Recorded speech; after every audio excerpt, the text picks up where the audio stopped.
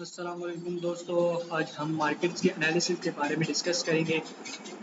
Markets सिर्फ candle की movement पर की प्राइस मूवमेंट पर नहीं चलती। ठीक है, मार्केट्स में बहुत से एनालिसिस होते हैं, उनकी बेसिस पर हम फैसला करते हैं कि प्राइसेस ऊपर जाएंगी या नीचे जाएंगी। उन दो एनालिसिस, उन दो ट्रेंड, मार्केट के कौन से ट्रेंड एनालिसिस होते हैं जिसकी बेस पर हम अपना डिसीजन मेकिंग करते हैं। ठीक है, आज हम उनको डिस्कस करेंगे। उन एनालिसिस में सबसे पहले आ जाता है अपवर्ड ट्रेंड। ये अपवर्ड ट्रेंड होता है और डाउनवर्ड ट्रेंड होता है। दो ट्रेंड होते हैं, एक अपवर्ड ट्रेंड और एक डाउनवर्ड ट्रेंड हो जाता है। इन दोनों ट्रेंड हम डिस्कस करेंगे। पहले ये देख लेते हैं मार्केट एनालिसिस होता है। मार्केट की प्राइस कैंडल को देखकर, मतलब कैंडल की मूवमेंट में होती है, ठीक है, ट्रेडिंग हो रही होती है। ठीक है, उनकी मूवमेंट को देखना, उनको एनालाइज करना कि प्राइसेस कब हाई हो रही है, फिर कब नीचे जा रही है, उनमें ट्रेंड कौन सा चल रहा है। ठीक है, ये एक एनालिसिस कराता है। एनालिसिस को फिर ट्रेडर अपने प्रेडिक्शंस करते हैं। ठीक है, अपवर्ड पहला आ जाता है अपवर्ड ट्रेंड। इसमें प्राइजेस अपवर्ड जा रही होती हैं, बायर अपनी पावर यूज करके मैक्सिमम की मैक्सिमम प्राइस लेकर जा रहा होता है। ठीक है, उसमें सेलर भी आ जाते हैं, फिर प्राइस डिपेंड करता है, मतलब जो ट्रेंड ऊपर चल रहा होता है, यहाँ पे बायर की पावर ज़्यादा होती है, ये पावर अपनी यूज करके लेकर जा रहे होते हैं। ठीक है, इस ट्रेंड ये जो ट्रेंड चल रहा होता है, ठीक है, जो कैंडल बनती है वो कुछ कैंडल हम ब्लूइश कहते हैं, ब्लूइश कैंडल कहते हैं। ठीक है, यहाँ पे मिनिमम प्राइजेस प्रैक्टिकल एग्जांपल लेकिन हम ये समझे कि बी और ब्रेकआउट स्ट्रक्चर बी ये ब्रेकआउट स्ट्रक्चर है। ठीक है, एग्जांपल इमेजिन करें कि प्राइस की मूवमेंट पहले 100 थी।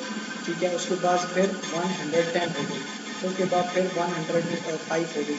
मीन पहले प्राइजेस 100 थे, उसके बाद फिर प्राइजेस गई हैं 110 पर। ये पॉइंट रहेगा हाई वाला। ठीक है, यहाँ पे मैक्सिमम टू मैक्सिमम प्राइस गई है। ठीक है, फिर बायर ने अपनी पावर यूज करती है, मैक्सिमम प्राइस लेके गए हैं, उस पॉइंट को हमने हाई कर दिया। ठीक है, यहाँ पे रेजिस्टेंस होगी, फिर अपनी यहाँ पे मैक्सिमम प्राइस लेके जाएंगे, यहाँ से फिर प्राइसिंग नीचे डाउन होना शुरू हो जाएंगे, सेलर अपनी पावर यूज करेंगे और प्राइजेस को नीचे ले जाएंगे। ठीक है, फिर गए सेलर ने अपनी पावर यूज़ की और फिर 105 पर ले गए। ठीक है, फिर बायर ने अपनी पावर यूज़ की और फिर जो 110 था, ठीक है, पहले जो रजिस्टेंस बना था उसको भी उससे ऊपर भी प्राइजेस चले गए, 115 पर चले गए। ये जो 110 से 115 पर गया, इस मूवमेंट हम कहते हैं ब्रेकआउट हो गया। मार्केट का जो स्ट्रक्चर चल रहा था कि मीन रेजिस्टेंस थी, उसको भी ब्रेकआउट कर दिया मार्केट में। ये होता है कि जो बिगिनर होते हैं ना, अब ये देखो कि एक कोई बिगिनर है, ठीक है, तो वो सिर्फ ये एनालिसिस किया हुआ है कि यहाँ से पहले बायर अपनी पावर यूज़ करते हैं और मैक्सिमम प्राइस हाई लेवल पर लेकर चले जाते हैं, और फिर वो देखेगा कि यहाँ पे रेजिस्टेंस ये बनती है। ठीक है, मतलब मैक्सिमम वो एनालिसिस करेगा कि यहाँ पर रेजिस्टेंस बनती है। ठीक है, और इससे प्राइजेस फिर नीचे डाउन होना शुरू हो जाएंगे, मगर ऐसा नहीं होता। ठीक है, कुछ केसेस में मार्केट मैनिपुलेट करके मार्केट मेकर उसकी प्राइजेस को ब्रेकआउट कर देते हैं, मीन के जो रेजिस्टेंस है उससे भी मैक्सिमम प्राइस ले जाते हैं। जो यहाँ पे सेल मतलब वो कर देते हैं, जो बिगिनर होते हैं, जो एनालिसिस नहीं किया था, वो यहाँ पे जो सेल की ट्रेड ले लेते हैं, तो फिर उनको लॉस हो जाता है। ठीक है, ये एक ट्रेंड होता है। ठीक है, दूसरा ट्रेंड आ जाता है, ये इसमें कुछ इनवैलिड चीज़ें भी आ जाती हैं, मीन के पहले गया हाई पर, फिर उसके बाद फिर लोअर पे चला गया, फिर उसके बाद हाई से रेजिस्टेंस को काट के चला गया। ठीक है, यहाँ पे ये कंफर्म नहीं होता कि यूएश बन रहा है, मीन के बाहर अपनी पावर को मैक्सिमम यूज़ कर रहे हैं। ये मार्केट का एनालिसिस करते हैं, तो हमें देखना चाहिए कि ये कोई कंफर्मेशन नहीं है कि ये सिर्फ कि ये डाउन अपवर्ड की ट्रेंड है। ठीक है, ये इसमें एनालिसिस नहीं होता। तो दूसरा आ जाता है डाउनवर्ड ट्रेंड। यहाँ पे जो मैक्सिमम प्राइस होती है डाउन से गई है ना, यहाँ पे देखा आपने मैक्सिमम प्राइस हायर हाई पर चली गई। ठीक है, फिर आप हायर लो पर आएगी। ठीक है, हायर लो पे आने के बाद ठीक है।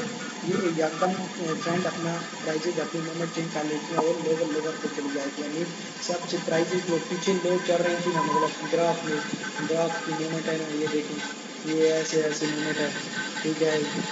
पहले लोअर ये चल रहा था, ठीक है, ये लोअर था। अब यहाँ से फिर प्राइजेज लोअर जहाँ पे गया ना मैक्सिमम, यहाँ पे गया, फिर यहाँ से फिर प्राइजेज नीचे डाउन होना शुरू हो गए, ठीक है। अब ये न्यू लोअर लोअर बन गया, ठीक है। अब यहाँ पे ये न्यू इसकी स्पोर्ट बन गई, ठीक है। ये मैक्सिमम प्राइजेज सेलर अपनी प्राइजेज यहाँ पे ले जाते हैं, उसके बाद फिर अपने बाहर अपनी पावर यूज़ करके प्राइजेज को मैक्सिमम कर देते हैं, ठीक है। और फिर मार्केट प्राइजेज को यहाँ से फिर सेलर अपनी ज़्यादा पावर यूज़ करके प्राइसेस को लोअर लोअर के नीचे ले चले जाएँ, तो इसे हम कहते हैं ब्रेकआउट हो गया, मीन ट्रेंड ब्रेकआउट हो गया। लोअर ट्रेंड जो डाउनवर्ड ट्रेंड चल रहा था फिर वो ब्रेकआउट हो गया।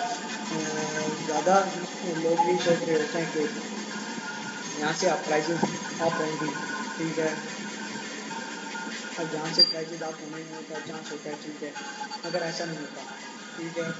मार्केट मैनिपुलेशन, मार्केट ब्रेकर फिर इसकी प्राइस को नीचे ले जाते हैं, ये फिर न्यू लोअर लोअर पॉइंट बन जाता है, ठीक है। ये दोनों एनालिसिस करना बहुत इम्पोर्टेंट होते हैं एक न्यू बिगिनर के लिए। जब भी आप ट्रेड लेना चाहें, ठीक है, तो ये दोनों एनालिसिस लाजमी करने होते हैं, क्योंकि इनकी बिना पर ही आपको एक लक पे डिपेंड कर सकता है, मीन आप कोई भी ट्रेड लेते हैं उसमें आप, लेकिन लक पर डिपेंड करता है, मतलब लॉन्ग टर्म उसका प्रॉफिटेबिलिटी नहीं हो सकती। तो उसके लिए हम ये प्रॉपर एनालिसिस करते हैं, ठीक है। तो एक यहाँ पे बहुत इम्पोर्टेंट कंसेप्ट ये आ जाता है कि जब ब्रेकआउट हो जाता है उसके बाद फिर रिटेस्ट करते हैं, मीन के अब देखेंगे मार्केट आगे जाकर फिर वही ट्रेंड फॉलो करती है या फिर चेंज करती है, ठीक है। अगर वो फिर रिटेस्ट करेंगे और कंफर्मेशन हो जाए तब हम मार्केट में एंट्री करेंगे, ऐसे हम मार्केट में एंट्री नहीं कर सकते। तो आज का लेक्चर यहीं ख़त्म करेंगे, ठीक है। ये एक छोटी सी एनालिसिस था, तो हम नेक्स्ट लेसन में मैं आपको प्रॉपर्ली इसकी प्रैक्टिस कराऊंगा, कंफर्मेशन की और एंट्री की, कब मार्केट में एंटर होना है और कब मार्केट से एग्जिट होना है। तो मोर वीडियो देखने के लिए फॉलो करें नॉलेज लैब।